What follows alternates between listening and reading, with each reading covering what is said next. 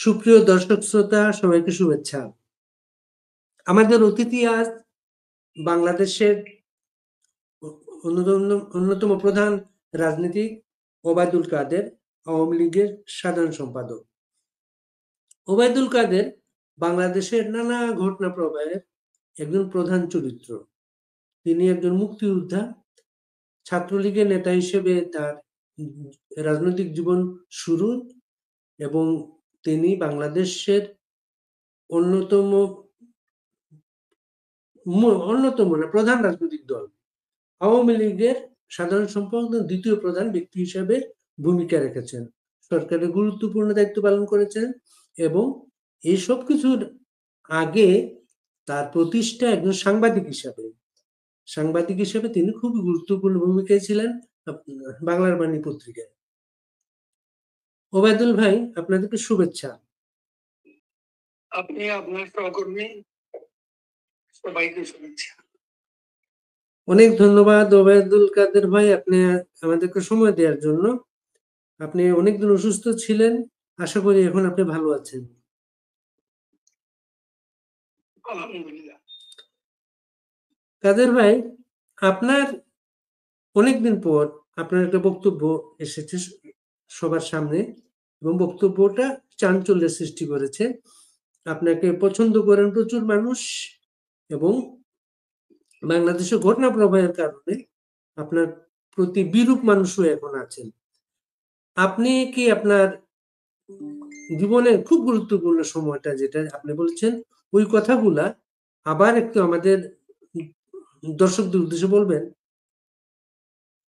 5 আগস্টের আগে পরে যা ঘটলো শেষ কঠিন সময়টা। একটা বিষয় বারবার বলতে চাই না, 5 আগস্ট তার আগে পরের ঘটনা প্রবাহ এ নিয়ে আমি কথা বলেছি, স্টেটমেন্ট দিয়েছি, ইন্টারভিউ দিয়েছি।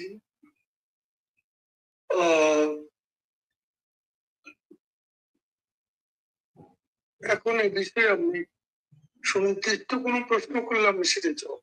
সুন্দর প্রশ্ন। মনে করেন আপনার কথা যেভাবে এসেছে আপনার ইন্টারভিউতে, একটা মিরাকল, কিন্তু এটা কি একটা মব তৈরি হয়েছিল, কি একটা বিশৃঙ্খল একটা পরিস্থিতি, সেই পরিস্থিতিতে আপনার জীবন রক্ষা পেয়েছে, সেটা জীবন রক্ষা পেয়েছে, আপনি আত্মরক্ষা করতে পারিনি। সেদিন আমি এত কাছাকাছি ছিলাম মৃত্যুর, ভেবেছিলাম জীবনের এখানেই হয়তো সমাপ্তি। তারপরও আল্লাহর রহমত, আমাকে যারা ভালোবাসে, যারা আমার শুভাকাঙ্ক্ষী, তাদের দোয়ায় আমি সেদিন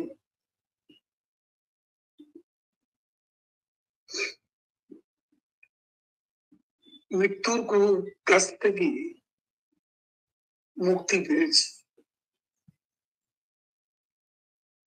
এটা কোনো গল্প না, এটা সত্য। যা সত্য সেটা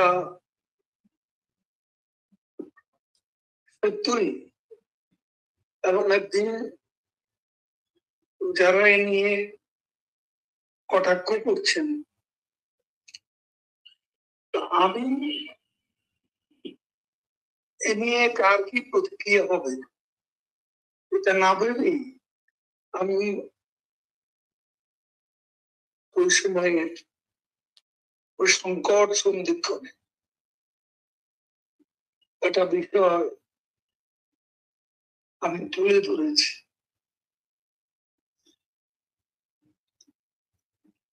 সত্যকে চাপা দেওয়া যায় না,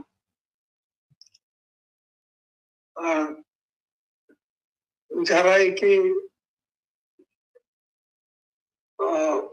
অন্যভাবে ব্যাখ্যা করছেন,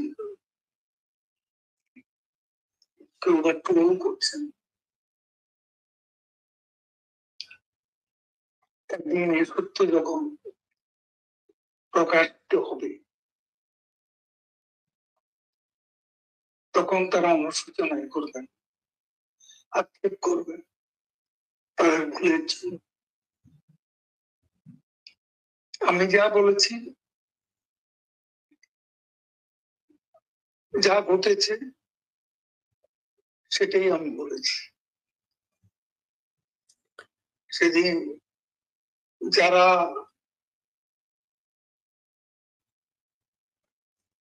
আক্রমণে এসেছিল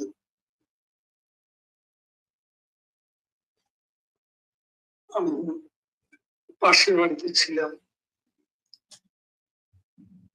ওদের যে রুদ্র মূর্তি জানালা দিয়ে লক্ষ্য করলাম,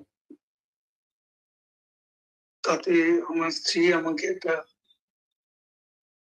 বাথরুমে নিয়ে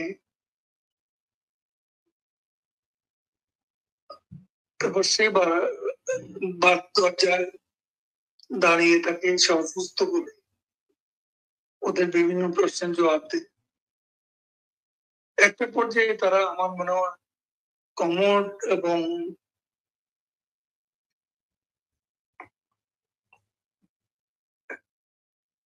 ওটা ওই বাথরুম থেকে কমোড আর বেসিনের লোভে তারা দরজা খুলতে উদ্যত হয় এবং শেষ পর্যন্ত ওদের প্রিয়া পরীক্ষে আমার ওয়াইফ আমাকে বলে যে কি করব, আমি বলছি খুলে দাও, যাও আমার আল্লাহ দিচ্ছে। খুলে দিয়ে পূর্ণ করে কয়েকজন লুকিয়ে আমার দিকে তাকালো, অভাব বিস্ময়ে। তারা ভাবতেই পারেনি আমি ওখানে আছি। ইতিমধ্যে তারা আমার বাসা তো ইতিমধ্যে লুট করে এসেছে,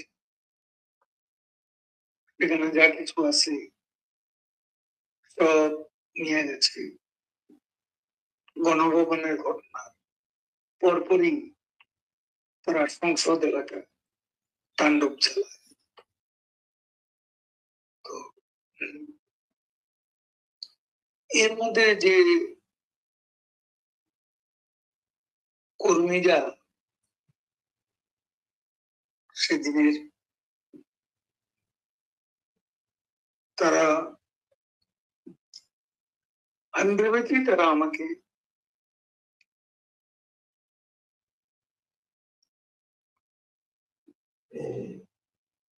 হয়তো এখনই আক্রমণ করবে, কিন্তু সেটা হলো না। তারা আমাকে বলে তার প্রতি আমাদের রাগ ছিল, কিন্তু আমরা মুখোমুখি হয়ে আমাদের কোনো রাগারাগি করতে চাই। আমাদেরকে সেলফি তুলতে দেবেন? আমাকে হ্যাঁ, আমি বললাম হ্যাঁ তুলতে পারবো, আমি ছবি তুলতে পারবো, হ্যাঁ তোমরা চাইলেই করবো, তোলো। এটা তারা খুব উৎসাহের সঙ্গে ছবি তুললো। তারপর আমাকে বললো আপনি কোথায় যাবেন? দেখি কোথায় যাই। তখন ওদের মধ্যে একটা গ্রুপ বললো আপনাকে আর্মির হাতে তুলে দিই।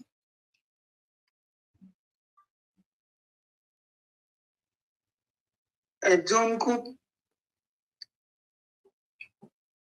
অশান্ত গলায়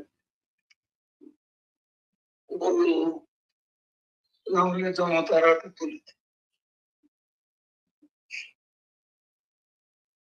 তো আমি নির্বাক,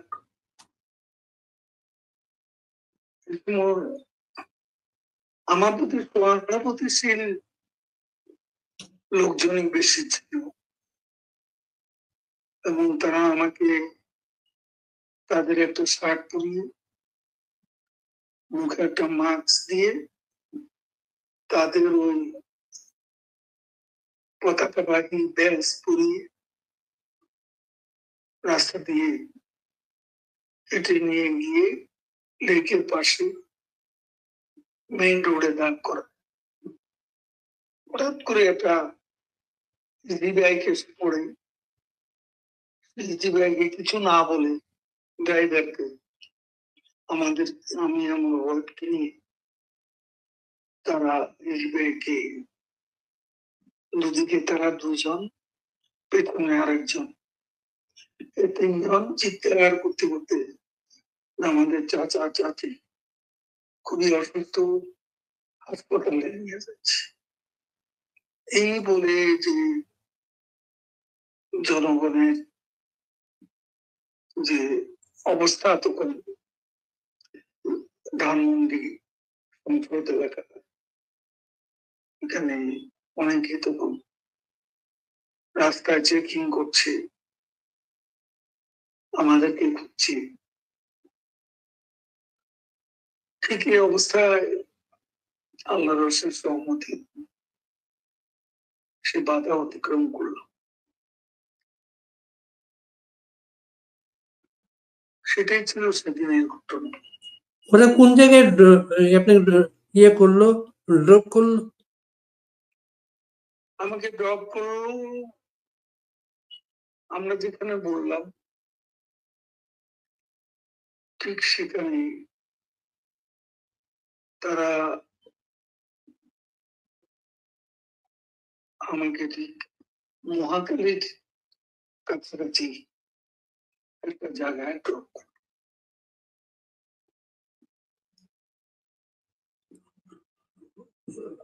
তারা চলে গেল, বলে গেল যদি আপনারা আপনাদের সুদিনে আসেন, ক্ষমতা আসেন, তখন আমাদের মনে রাখবেন তো। তারপর নিজেদের নামগুলো দিয়ে, তারপরে একজনে টেলিফোন নাম্বারও দিল। এই অবস্থা সেই রাতে কেমন কাটতে পারে নিশ্চয়ই এটা একটু ভাবলে বোঝা যায়। হ্যাঁ বলুন। ভাই ওবায়দুল কাদের ভাই, আপনি যখন বাংলার বাণী পত্রিকাতে কাজ করতেন, ওই পত্রিকাতে সাপ্তাহিক সিনেমা নামে একটা পত্রিকা বেরোতো, একেবারে একেবারে সিনেমার গল্পের মতো না?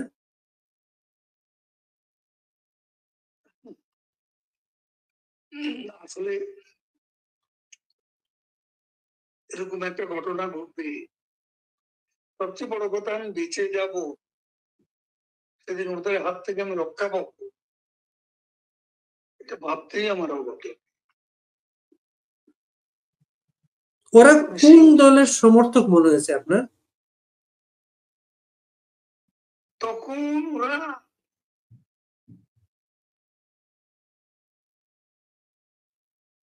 আমার তারা তখন হুজুগে একটা পরিবেশের পরিস্থিতির শিকার, হয়তো কোনো রাজনৈতিক দলও করে না, এমন ছিল দু একজন। কেউ কেউ আবার রাজনীতি সাথে ঘনিষ্ঠভাবে জড়িত, এমনও কথাবার্তা আচরণে মনে করেছে। কি চমৎকার দেখেন, ওরা সেলফি তুললো, ওরা বলল যদি কোনোদিন আপনাদের সুদিন আসে আমাদের কথা কি মনে থাকবে আপনার, বা ফোন নাম্বার দিয়ে গেল তারা। প্লাস হচ্ছে মনে করেন যারা সেই বাথরুমে ঢুকছিল, বাথরুমের সামগ্রী লুট করার জন্য, তারা একটা এক্স্যাক্টলি একটা দেবদূতের মতো, তারা দেবদূতের মতো একটা আচরণ করলো তারা, অবাক হওয়ার মতো ঘটনা। তাই না? হুম, এরপরে আপনি ইয়াতে ঢাকায় কতদিন ছিলেন? 3 মাস 3 দিন। ঢাকা থেকে বেরিয়ে গেলেন কিভাবে? অনেক কষ্টে। আপনি কি রাস্তায় দিনের বেলায় বেরিয়েছিল, জুম্মার পর জুম্মার দিন ছিল, ছোট বাচ্চা না।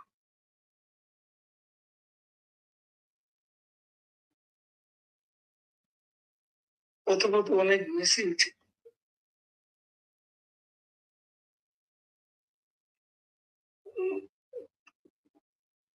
ছাত্র শিবিরের, ছাত্র দলের, আবার বৈষম্য বিরোধী বলে ব্যাংলার জন্য অনেক মিছিল। কোন রকমে নিজেকে কিছুটা আড়াল করে গাড়ির মধ্যে সে দুর্গম অতিক্রম করেছি।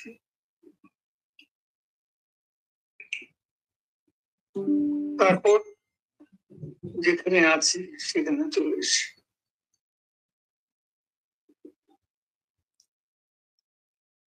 যুদ্ধ করে দেশটা স্বাধীন করেছিলেন ওবায়দুল কাদের ভাই, সেই স্বাধীন দেশটায় যুদ্ধের ট্রেনিংও দেশে নিয়েছিলাম, ট্রেনিং নিয়েছিলাম এখনকার উত্তরাখণ্ড, দেহরাদুনের পাহাড়ে আমাদের ট্রেনিং হয়েছিল।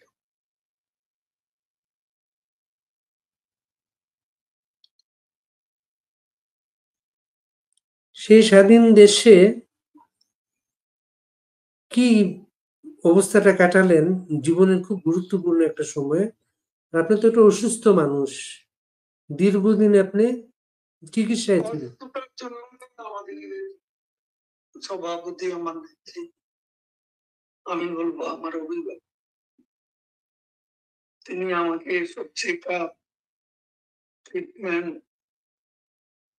তখন আমি অনেকটা বিধ্বস্ত অবস্থায় এখানে এসেছি, তার সঙ্গে আমার দেখা হয়, কারোর সঙ্গে দেখা হয় না, টেলিফোনে যোগাযোগ, তাও খুব বেশি সময় না। একটা প্রচার আছে ওবায়দুল কাদের ভাই, একটা প্রচার আছে আপনি সিলেটে একজন বিএনপি নেতার বাড়িতে ছিলেন। বললাম তো আমি কুসমিন কালেও তখনকার ওই সময় সিলেটের ধারে কাছে যাইনি, সিলেট আমি কখনো যাইনি, এবং যেসব জায়গায় তল্লাশি করা হচ্ছে সেরকম কোনো বাসা আমি গিয়েছি একটা, যখন টেলিভিশনে দেখি তখন আমার হাসি পেয়েছি। ইন্টেলিজেন্স এত পুয়ার, যেখানে সেখানে আমরা চালিয়েছি। এরা এই 15-16 বছর আপনাদের অধীনে ছিল, আপনারা তো টের পান নাই এদের মান সম্পর্কে। অনেক কিছু পেয়েছি, অনেক কিছু পাইনি, যা কিছু ঘটবে তার সবকিছু তো আমরা টের পাইনি।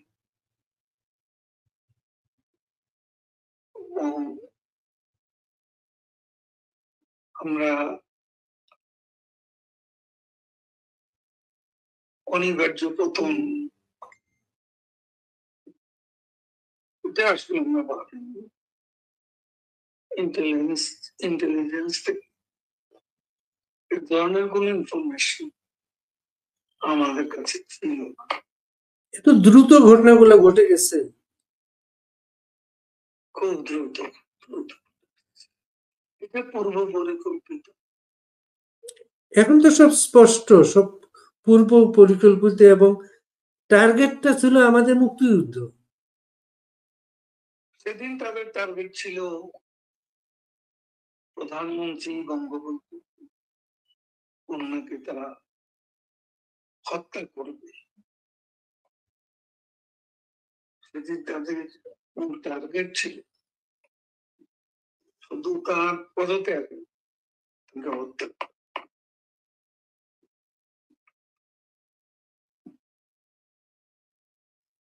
আপনি সেটা একটা আল্লাহর কথা মজা করে বলতেন যে বিএনপি মহাসচিবের বাসায় গিয়ে উঠবেন।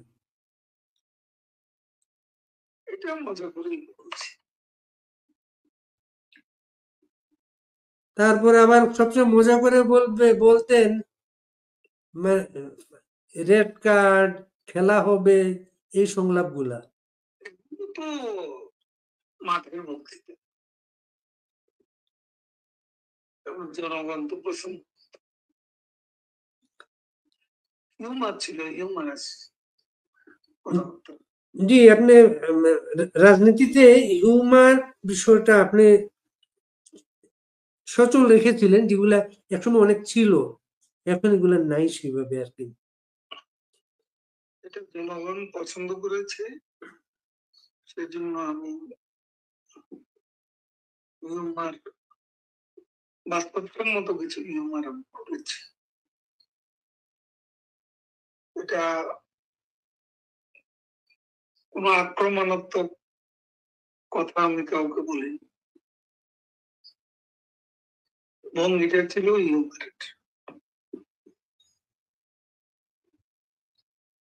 আপনার কি মনে হয় ওবায়দুল কাদের ভাই, আপনাদের মানে বাংলাদেশটাকে আপনারা যে রূপটা তৈরি করেছিলেন, বাংলাদেশের উন্নয়নের রূপ, কিন্তু ওই নির্বাচনগুলা সবার কাছে গ্রহণযোগ্য না হওয়ায় সেই বিপদটা তৈরি হয়ে গেল, তাই না?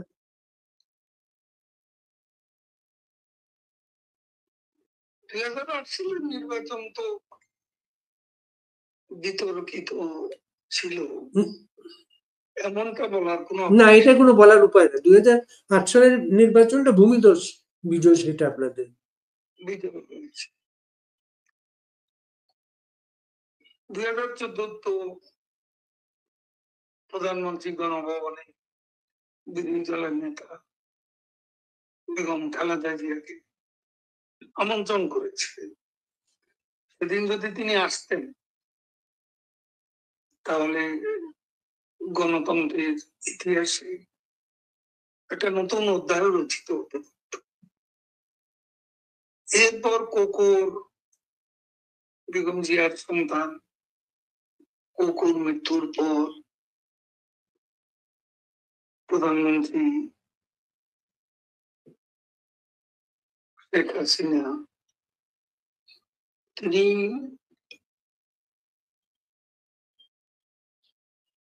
গণভবন থেকে প্রোগ্রাম করে বেগম জিয়ার বাড়িতে শোকার্ত মাকে সান্ত্বনা দিতে,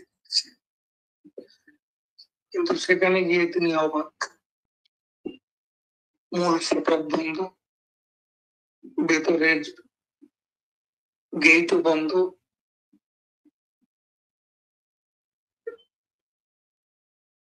এরকম একটা বিষয়, দেশের প্রধানমন্ত্রী যাচ্ছেন মাকে সান্ত্বনা দিতে, সেদিন তারা ঘরের দরজা বন্ধ করে দিয়ে, বাড়ির দরজা বন্ধ করে দিয়ে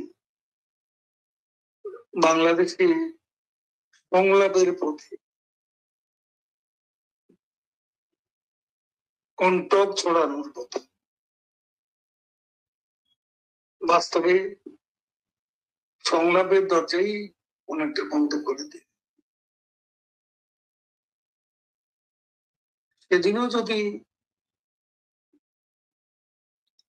বেগম জিয়ার বাড়িটা শেখ হাসিনার জন্য বন্ধ না হতো, তাহলে এদেশে গণতন্ত্রের জন্য সুবাতাসই হতো, বই আনতো। সেটা হলো না। এরকম অনেক ঘটনা। তারপর আপনাদের নেতাকর্মী কারো কারো একটা বেপরোয়া আচরণও কিন্তু মানুষকে বিক্ষুব্ধ করেছেন। সেটা আমাদের নিজেদের মধ্যে একটা চর্চা ছিল। যেমন আপনার ভাই কথাবার্তা মানুষ পছন্দ করে নেয় কিন্তু। না, ঠিক সত্যি বলছি। আপনি দলের সাধারণ সম্পাদক, দ্বিতীয় প্রধান ব্যক্তি, আপনার ভাই যেভাবে কথা বলতেন এগুলো মানুষ কিন্তু পছন্দ করে নাই। যা পছন্দ করে না, মানুষ পছন্দ করে না, সেটাকে আমি বলতে পারি আমিও পছন্দ করি, কারণ মানুষকে নিয়ে আমাদের আছে। উন্নয়ন আমরা অনেক করেছি, কিন্তু আচরণগত কিছু সমস্যা ছিল। আমি এক কথা, সেটাই হোক, কোন স্পেসিফিক ঘটনার কথা আমি উল্লেখ করতে পারলাম না। ওবায়দুল কাদের ভাই, কাদের ভাই, আপনি কোন সীমান্ত দিয়ে ভারতে গিয়েছিলেন? এ কথা আমি বলবো না। অনেক দিন আপনি রাজনীতি করেছেন, আপনি নেতাকর্মী পরিবেষ্টিত থাকতে পছন্দ করেন, অনেকদিন আপনি কথা বলতে পারেন নাই, কথা বলেন নাই, আপনাকে দম বন্ধ হয়ে আসছিল?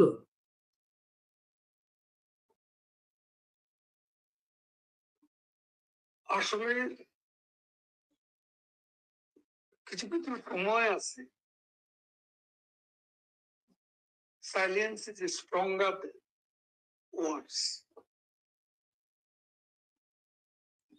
পরিস্থিতিতে, কিছু কিছু পরিস্থিতিতে নীরবতাই শব্দের চেয়ে শক্তিশালী। আর তাছাড়া আমি তখন সার্বিকভাবে নানান টানাপোড়েনে, তখনকার পরিস্থিতিতে আমি বিধ্বস্ত হয়ে পড়েছি। সে অবস্থা আমাদের নেত্রী, আমার বঙ্গবন্ধু কন্যা শেখ হাসিনা এবং বঙ্গবন্ধুর আরেক কন্যা শেখ রেহানা,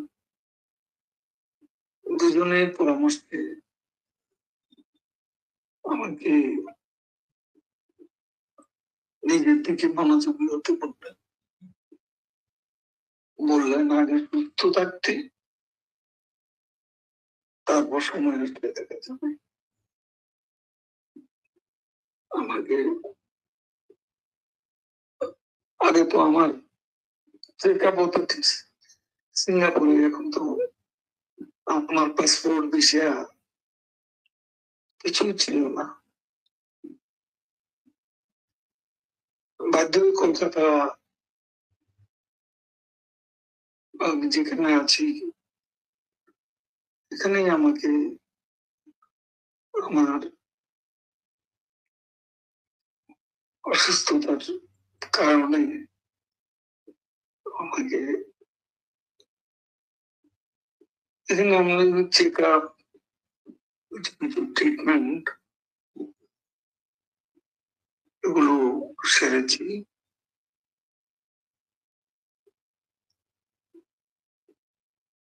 এখন আমি নেত্রীর পারমিশন নিয়ে কথা বলছি, তিনি নিজে আমাকে একটি কথা বলেছেন। আপনি বাংলাদেশের সর্বশেষ 4 আগস্ট আপনি তো প্রতিদিন এটা ব্রিফিং করতেন। 4 আগস্ট আপনি ব্রিফিং করেন নাই, জাহাঙ্গীর কবির নানক ব্রিফিং করেছিল। তখন কি আপনাকে ব্রিফিং থেকে বিরত রাখা হয়েছিল? না, সেদিন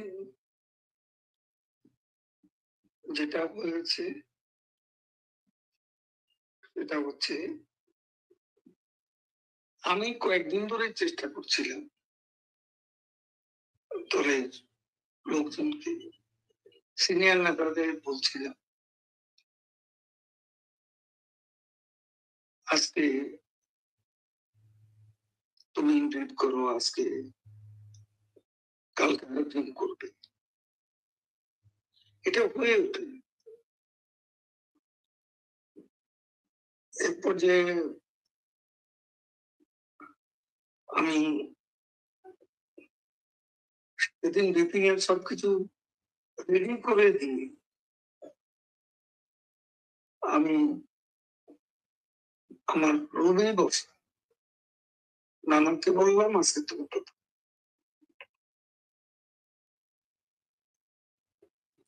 সে বলছিল আমাকে যে রাজা ভাইকে দেব, আমি বললাম তুমি করো আজকে। তো মানে আপনি বলতে চাচ্ছেন আপনি আওয়ামী লীগের আমি সারাদিন অফিসে ছিলাম, বাসায় ফিরেছি রাত্রে। অনেকে বলছে আমি অফিসে ছিলাম। আওয়ামী লীগের সাধারণ সম্পাদক আপনি। যে কোনো দল, বড় বড় দল প্রতিদিনই একজনের ব্রিফিং করবে, এটাও উচিত নয়। এখানে পার্টির অন্য লিডার আছে, তারাও এক একজন কথা বলতে পারে। এটা অভ্যন্তরীণ গণতন্ত্রের জন্য। এটা খুব শেষ দিকে এসে মনে পড়লো কাদের ভাই। না, আমি আগেও বলছিলাম, তার আগের দিনে আমি হানিফকে বলছিলাম, এরা করতে চাইতো না আমার। আমি নানাকে এটা প্রস্তাব দিলাম, সে বললো যে কি রাজা ভাইকে দিয়ে করাবো, তুমি করো। সেটা তো আমার ইনস্ট্রাকশন। অনেকদিন পরে আমরা আপনার বক্তব্য শুনছি, এবং আপনি যখন কথা বলতে যখন শুরু করলেন, আপনি বললেন আপনার নেত্রীর পরামর্শে আপনাকে অ্যাক্টিভ হতে বলা হয়েছে। আপনি অ্যাক্টিভ হতে বলা হলো যে আপনি সবার আগে একটা ভারতীয় মিডিয়া বেছে নিলেন কেন? মিডিয়া, ভারতীয় মিডিয়া, সেটা যে মিডিয়া আপনি প্রথম কথা বললেন, আপনার বাংলাদেশের সব সাংবাদিকদের সাথে আপনার ব্যক্তিগত সম্পর্ক আছে। আপনি এটা না জেনে বলবেন না, আচ্ছা, আমার কাছে জানবেন তো। আমি প্রথম যেটা করেছি, আওয়ামী লীগ নিষিদ্ধ করা বর্তমান পরিস্থিতি নিয়ে আমি একটা দীর্ঘ স্টেটমেন্ট করেছি, সেটা আওয়ামী লীগের ওয়েবসাইটে। সত্যটা আপনাকে জানাচ্ছি। আচ্ছা, গুড। প্রথম স্টেটমেন্ট আমার আওয়ামী লীগের ওয়েবসাইট, সেটা অন্য কোনো কাগজ। আওয়ামী লীগের ওয়েবসাইট দিয়ে, এটা কি আপনি ভারত বলবেন? না, এটা তো আওয়ামী লীগ ওয়েবসাইট। সেটা এটা আপনার তো জানার একটু গ্যাপ ছিল। জি জি, এটা আমার ভুল হয়ে। আপনি বাংলাদেশে আওয়ামী লীগ নিষিদ্ধ, আপনি একটা নিষিদ্ধ দলের সাধারণ সম্পাদক, এই বিষয়টা কিভাবে দেখেন আপনি? যারা নিষিদ্ধ করেছে বাংলাদেশের জনগণ অচিরেই তাদের নিষিদ্ধ করবে। এই নিষিদ্ধ করা আওয়ামী লীগের জন্য চাপে ভর হয়েছে। আমাদের নেত্রী জনপ্রিয়তা অপরিবর্তিত আজকে, এবং আমাদের পার্টির জনপ্রিয়তা বাড়ছে, সমর্থন বাড়ছে। আমাদের নেতা কর্মীরা দীর্ঘদিন কষ্টকর জীবন পালন করছিল।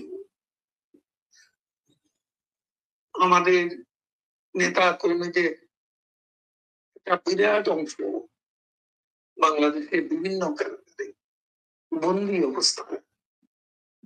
সেই সময় বাইরে যে কর্মীরা নিষ্ক্রিয় ছিল, নেতারা নিষ্ক্রিয় ছিল, তারা সেদিন নতুন প্রাণ ফিরে পেয়েছে। আওয়ামী লীগকে নিষিদ্ধ করে আমাদের পার্টিকে আরো সক্রিয় করবে। এখন দেখুন যে মিছিল আর মিছিল বাংলাদেশে হচ্ছে, প্রতিদিনই অনেক মিছিল হচ্ছে। এটা কেবল বাড়ছে, মিছিলের উপস্থিতিও বাড়ছে, মিছিলের সংখ্যা বাড়ছে। আপনার এই বক্তব্য সঠিক, কিন্তু প্র্যাকটিক্যাল হচ্ছে আমরা সবাই দেখছি সক্রিয় হচ্ছে একমাত্র শেখ হাসিনা। তিনি প্রতিদিন কথা বলছেন নেতাকর্মীদের সাথে, নেতার সরাসরি যোগাযোগ। এর বাইরে আর কোনো নেতা সেভাবে সক্রিয় না। সক্রিয় না কথা আমি বলবো না, যা যা সামর্থ্যের আওতায় যা যা করা দরকার সবাই তাদের দায়িত্ব পালন সচেষ্ট চেষ্টা করে যাচ্ছে।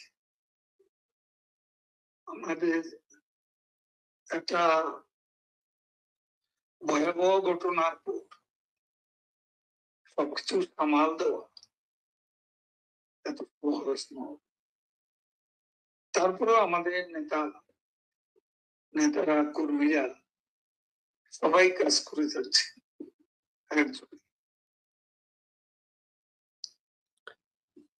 শেষ করি। আরেকটা ব্যাপার আমি একটু করি, যে আপনি শুধু নিষিদ্ধ করা না, আওয়ামী লীগের নিবন্ধনও বাতিল করা হয়েছে।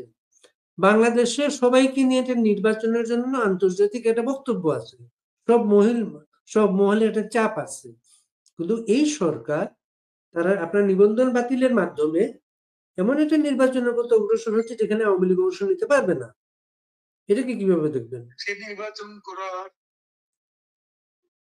মতো তাদের যে স্বপ্ন, ওই স্বপ্ন তো সফল হতে নাও পারে। সেই স্বপ্ন তারা সফল করতে পারবে।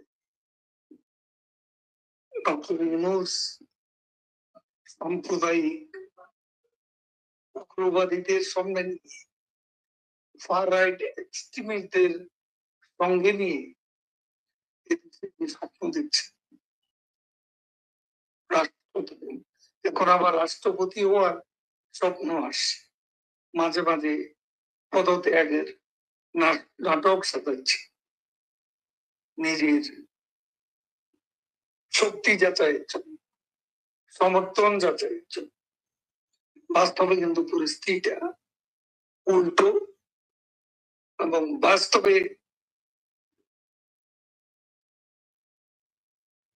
ইউনূসকে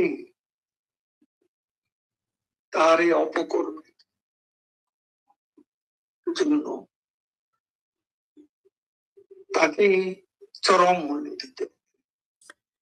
যে আদালতে আপনারা যুদ্ধাপরাধীদের বিচার করেছিলেন, সেই আদালতে তারা আপনাদের বিচারের উদ্যোগ নিয়েছে। যে যুদ্ধাপরাধীদের ফাঁসি দেওয়া হয়েছে, সেই আদালতে তারা শেখ হাসিনাকে ফাঁসি দিতে চায়, আপনাকে ফাঁসি দিতে চায়। কিভাবে মোকাবেলা করবেন? 212টা কেস মামলা, আমাদের নেত্রী 4 দেশ, ওটা বঙ্গবন্ধু পরিবারের প্রায় সকলেই মামলা, সেটা সহজ জয়, পুতুল, তারপরে ববি, রূপন্তি, সকলে আছে মামলা, সকলের বিরুদ্ধে মামলা দায়ের করা হয়েছে। বিচার তারা করবে, তার আগে বাংলাদেশের মানুষ তাদের বিচার করতে পারে, সেদিন হয়তো বেশি দূর। এই আদালতে বিচারটা মোকাবেলা করার জন্য কোন আইনজীবী প্যানেল আপনারা তৈরি করেছেন? সেটা আমাদের আইনগত বিষয় দেখার জন্য যারা আছেন বিভিন্ন বিষয়ে দায়িত্বপ্রাপ্তরা কাজ করছেন, এই বিষয়ে যারা কাজ করছেন তারা এই ব্যাপারে সক্রিয় দায়িত্ব। আপনারা বাংলাদেশের রাজনৈতিক পরিস্থিতির শিকার হয়েছেন আপনারা, আর আপনাদের কারণে ভিকটিম হলেন টিউলিপ সিদ্দিকী, যিনি ব্রিটেনে নির্বাচিত একজন এমপি এবং মন্ত্রী ছিলেন। বাংলাদেশ পরিস্থিতির কারণে তিনি ভিকটিম হয়ে গেলেন। হ্যাঁ, তিনি অবশ্যই টিউলিপ অবশ্যই ভিত্তি, এটা তো সত্য। এগুলো তো আমি আমাদের দলেরকে অস্বীকার করছি। আপনার সহানুভূতি আছে, আমাদের নেই। ওবায়দুল কাদের ভাই, আপনাকে অনেক ধন্যবাদ। আপনি ভালো থাকবেন।